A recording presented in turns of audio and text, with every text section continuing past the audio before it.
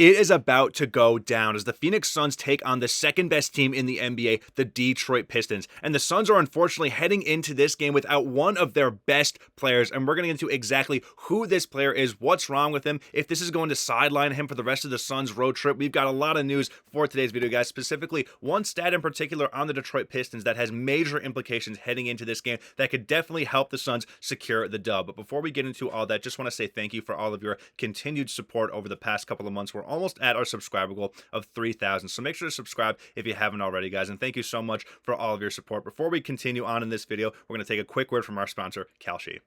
Before we get into all the news today, this video is brought to you by Kieley. When you download Kieley using the link below and enter code DIGESTNBA, you'll get $20 when you trade your first $100. Kieley is the largest prediction market in the US. And on their platform, you can trade yes or no on real-life events, sports, elections, news, and pretty much everything. And whether you're in California, Arizona, or anywhere else across the country, Kieley is live in all 50 states. And for us sports fans, especially here in Phoenix, you can trade on game outcomes, playoff chances, or player performances, all on a regulated market where you can cash out at any time. If you take a look at Kieley's website right now, they currently have the Suns to win 48 games this season, which would hopefully qualify them for the playoffs, which Kieley has them at a 75% chance at qualifying for the postseason. Now, maybe they're not incorporating a possible trade that the Suns could make at the February deadline, or maybe they're not looking at the Suns, who are currently sitting at the 7th seed, not totally qualifying for the playoff spot, as the 7th to 10 seeds have to compete in the play-in tournament. But guys,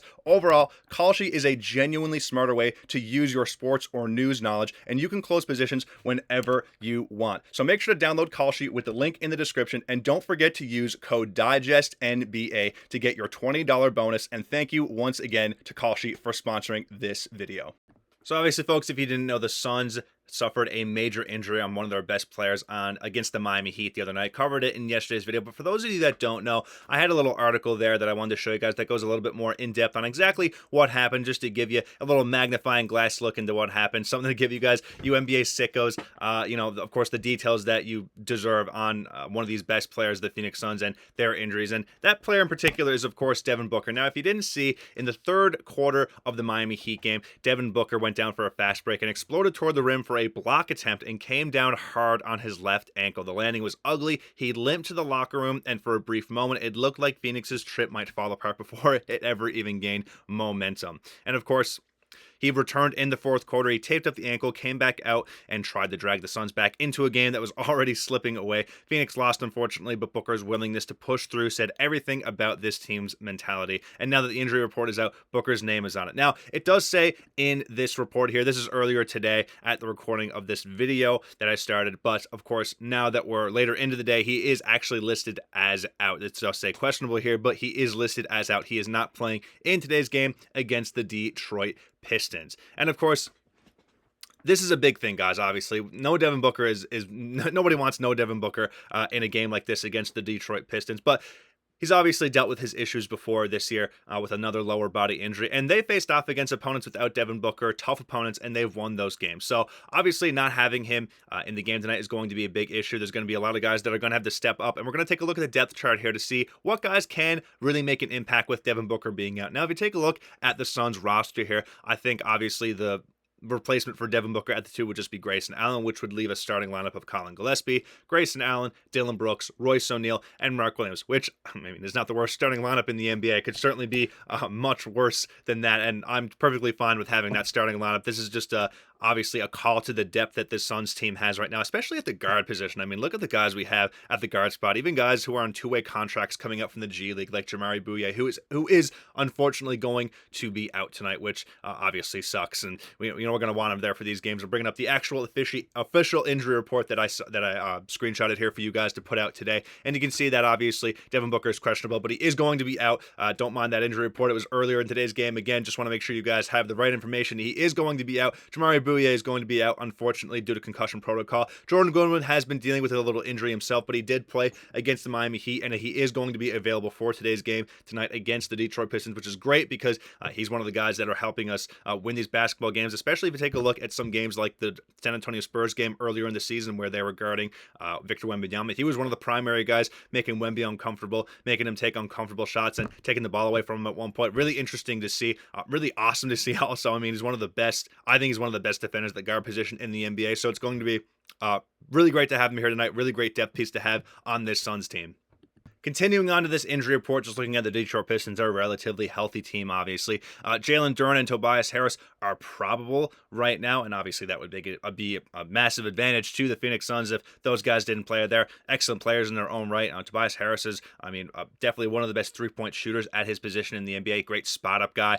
He's a very, very efficient player, and Jalen Duren is obviously making a name for himself this year, being an absolute double-double machine. One of the better rebounders in the NBA. Great guy around the rim, great touch. So it's going to be definitely a tough matchup for Mark Williams if he does play. But shifting back to this depth chart for the Phoenix Suns right now, there's a few guys in particular that I would like to see play tonight, and that is the rookies in Rasheer Fleming and Kama Malawach. I think this is a perfect opportunity to get those guys real NBA minutes against a real opponent in the Detroit Pistons, who are the second best team in the NBA right now. And in the minutes that they've had so far, I think they've looked great.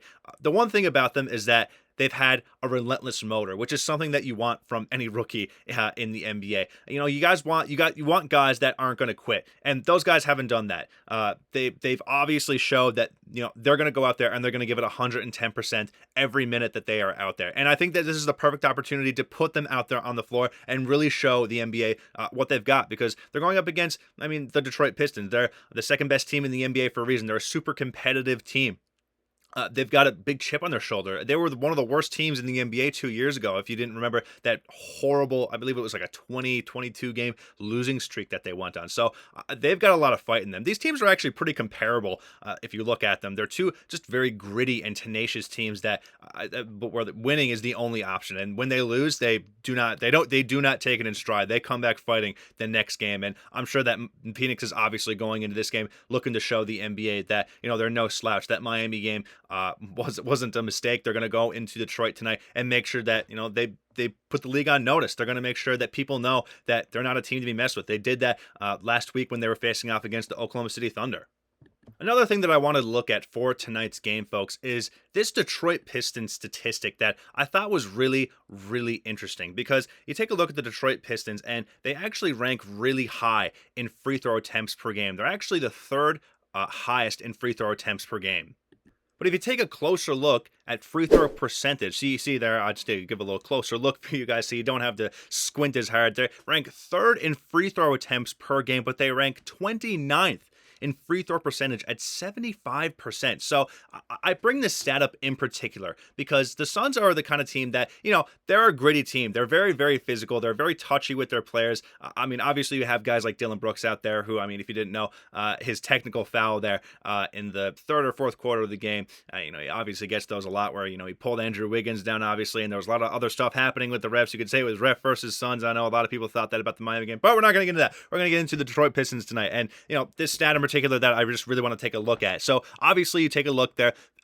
They rank third in free throw attempts per game, and they rank 29th in free throw percentage. The Suns can take advantage of this, right? They're a very, very physical team, and obviously that they foul teams. This is obviously very, very, very dependent on the officiating tonight, but. The Detroit Pistons are not good at the free throw line. Before we get into all the news, they're just not. They're not good at the free throw line. They don't know. They don't have any good free throw shooters. Obviously, Sar Thompson is not a great free throw shooter, and he's a guy that drives to the rim pretty constantly. He doesn't have a 3-point shot. Jalen Duren's another guy that gets fouled a lot at the rim, as well as Cade Cunningham, who's another guy that gets fouled at the rim quite a bit. So obviously, I think that the Suns can take advantage of a stat like that tonight. Being a little extra physical with these Detroit Pistons players. Obviously, if they get a shooting foul, I wouldn't worry too much about it. Honestly, you could strategically foul if you wanted to. Every drive, you could just get a guy in there, one of the guys lower on the depth chart. You could get the rookies in there for that. You could get Kama Malawach in there. You could get Rasheer Fleming in there.